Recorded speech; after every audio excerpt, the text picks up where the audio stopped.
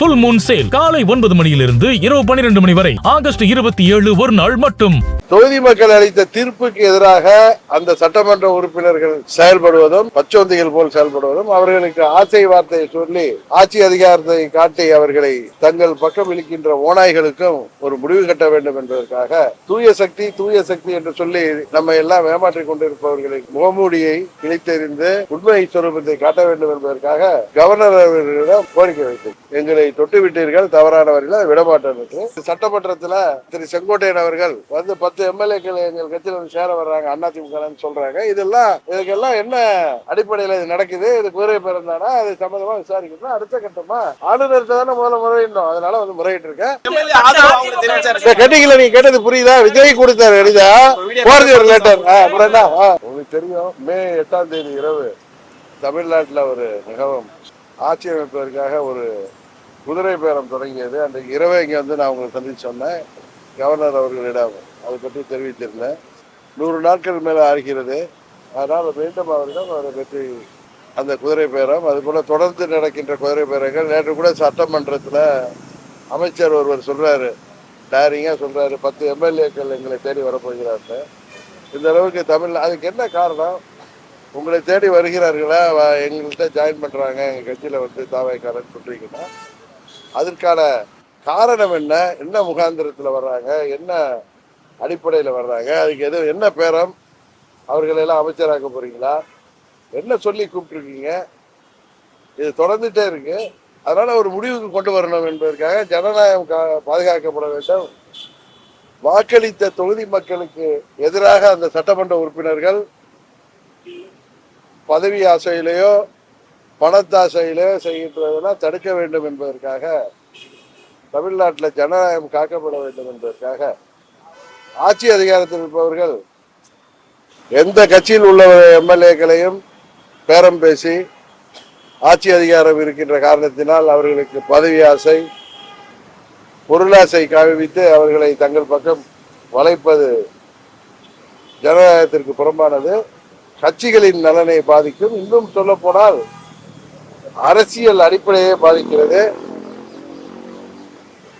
தொகுதி மக்கள் அளித்த தீர்ப்புக்கு எதிராக அந்த சட்டமன்ற உறுப்பினர்கள் செயல்படுவதும் பச்சோந்திகள் போல் செயல்படுவதும் அவர்களுக்கு ஆசை வார்த்தையை சொல்லி ஆட்சி அதிகாரத்தை காட்டி அவர்களை தங்கள் பக்கம் இழுக்கின்ற ஓநாய்களுக்கும் ஒரு முடிவு கட்ட வேண்டும் என்பதற்காக தூய சக்தி என்று சொல்லி நம்ம எல்லாம் ஏமாற்றிக் கொண்டிருப்பவர்களை முகமூடியை கிழித்தெறிந்து உண்மை சொரூபத்தை காட்ட வேண்டும் என்பதற்காக கவர்னர் அவர்களிடம் கோரிக்கை வைத்திருக்கிறேன்.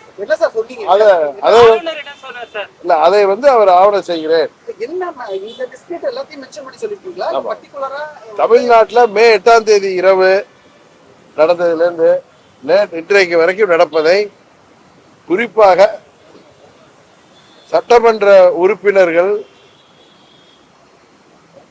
விலைக்கு வாங்கப்படுவது, அந்த குதிரை பேரத்தின் அடிப்படையில் சட்டமன்ற உறுப்பினர்கள் இன்றைக்கு பேரம் பேசப்பட்டு அவர்கள் ஆளுங்கட்சிக்கு ஆதரவாக திடீரென்று மாறுவது, ஆளுங்கட்சிக்கு ஆதரவாக தங்கள் பதவிகளை மக்கள் தீர்ப்புக்கு எதிராக, தொகுதி மக்கள் தீர்ப்புக்கு எதிராக ராஜினாமா செய்வது,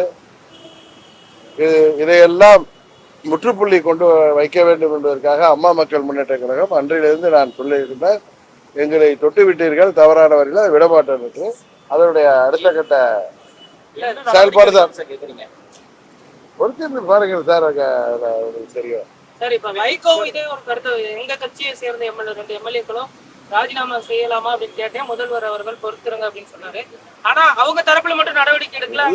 இல்ல எங்க எம்எல்ஏக்கள் எல்லாம் முதலமைச்சர் வந்து ராஜினாமா செய்ய சொன்னாரு.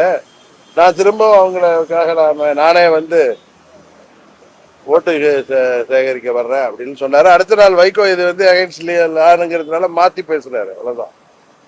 பொதுவா இருக்கு என்ன வேணும் தமிழ்நாட்டில் என்ன சுபாஷ் இப்படி கேட்குறீங்க, விடிய கதை கேட்குறீங்க. தமிழ்நாட்டில் நடக்கிற இந்த குதிரை பேர அரசியலை முடிவு கொண்டு வர வேண்டும். அதில் ஈடுபடுகின்ற ஆளுங்கட்சியையும் பணத்துக்காகவும் பதவிக்காகவும் தங்கள் கட்சிக்கும் மக்கள் தீர்ப்புக்கும் எதிராக செயல்படுபவர்களை தக்க பாடம் புகட்ட வேண்டும் என்பதற்கான முயற்சியில அடுத்த கட்டமாக கவர்னரை வந்து சந்திக்கிறார். 100 நாள் பொலிட்டிக்கலா என்ன நடக்குதுங்கிறது தெரியாம இருக்காது. நான் இன்னும் பாக்குறேன் அப்படின்னு சொல்றாங்க. நான் பார்க்கல. அவர் வந்து அதுக்கு உரிய நடவடிக்கை எடுக்கிறேன்னு சொல்லுங்க. சார், குதிரை பேரத்துல நாங்க ஈடுபடல, அதுக்கு ஆதாரம் கொடுங்கன்றாங்க சார். குதிரை பேரத்துல ஈடுபடல, ஆதாரம் கொடுங்கன்றாங்க. தம்பி, நீங்க என்ன புதுசா வந்திருக்கீங்களா சென்னைக்கு? இல்ல, அன்றைக்கு எங்க சட்டமன்ற உறுப்பினர் எனக்கு ஒரு கடிதம் கொடுத்த பிறகு திரு விஜய் அவர்கள் இங்க மே 8ஆம் தேதி இரவு ஆளுநரை சந்திக்க வந்த பொழுது அவர் கொடுத்த ஆதரவு கடிதங்கள்ல அம்மா மக்கள் முன்னேற்ற கழகத்தை சேர்ந்த ஒரு சட்டமன்ற உறுப்பினர் ஆதரவு கடிதத்தை கொடுத்தார். அதை பார்த்து விட்டு தான் நான் கவர்னரை சந்திக்க வந்தேன், எனக்கு கொடுத்த கடிதத்தோட. அந்த நேரத்தில் கவர்னர் மாளிகையில சொன்னாங்க, நாங்க அவர் விஜய் கொடுத்த கடிதத்தோட ஒரிஜினல் எங்கன்னு கேட்டோம்.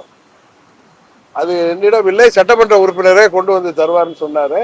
நாங்க உடனே அவரை கால் பண்ணி, இது உங்களுக்கு கையெழுத்தா, உங்களது லெட்டரா அப்படின்னா நீங்க நேரா வாங்கன்னு கூப்பிட்டோம். அவர் வந்து தடுமாறி சொன்னாரு, வர்றதா சொல்லியிருக்காரு. நான் போயிட்டேன். ஏன்னா அன்னைக்கே நான் சொன்னேன், ஒண்ணு குதிரை பேரமா இருக்கணும், இல்ல ஃபோர்ஜரி லெட்டரா இருக்கணும். நீங்க வேணா என்னுடைய பழைய செய்தியாளர் சொல்லியிருப்பாங்க, தெரியும்.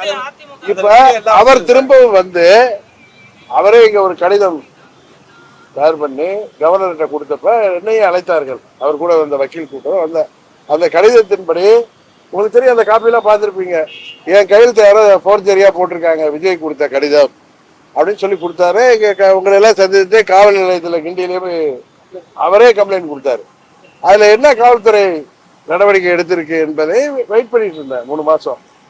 இதே அவங்க ஊத்தங்கரை எம்எல்ஏவை இளையராஜாவை வந்து பேரம் பேசுறாங்கன்னு சொல்லிட்டு இவ்வளவு நடவடிக்கை எடுக்கிற காவல்துறை இதுல என்ன பண்ணிட்டு இருக்கு அப்படிங்கிறது தான். அதனால அது சம்பந்தமா கவர்னரிடம் இன்றைக்கு வந்து கோரிக்கைகள் வைத்திருக்கிறேன். அவர் அதை வந்து சட்டப்படி நான் அதை பார்த்து கொடுக்கிறேன். கேட்டீங்களா, நீங்க கேட்டது புரியுதா? விஜய் கொடுத்தாரு எழுதா ஒரு லெட்டர். அந்த லெட்டர் எப்படி வந்துச்சு? அது காமராஜ் கொடுத்திருந்தா கார்ல வைத்து கடிதம் வாங்கியது யார்? எல்லா டீட்டெயிலுமே எல்லாருக்கும் தெரியும், உங்களுக்கு தெரியும், எனக்கு தெரியும். அதை பத்தி விசாரணை வேணும். அது போல தொடர்ந்து அதிமுக சட்டமன்ற உறுப்பினர்கள் பலர் 6 பேர் ரிசைன் பண்றதுக்கு காரணம் 5 பேர். அதை தொடர்ந்து இப்பொழுது நேற்று சட்டமன்றத்தில் திரு செங்கோட்டையன் அவர்கள் வந்து 10 எம்எல்ஏக்கள் எங்கள் கட்சியில் வந்து சேர வர்றாங்க, அதிமுக சொல்றாங்க. இதுக்கெல்லாம் என்ன அடிப்படையில் இது நடக்குது? இது குதிரை பிறந்தானா? அது சம்பந்தமா விசாரிக்கணும். அடுத்த கட்டமா ஆளுநர்கிட்ட தானே முதல்ல முறையிடணும். அதனால வந்து முறையிட்டு இருக்கேன். அவர் அதுல வந்து உரிய நடவடிக்கை எடுக்கிறேன்னு சொல்லி வெயிட் ஆளுநர் நடவடிக்கை எடுத்துக்கன்னு சொல்லியிருக்காரு. வெயிட் பண்ணி பார்ப்போம்.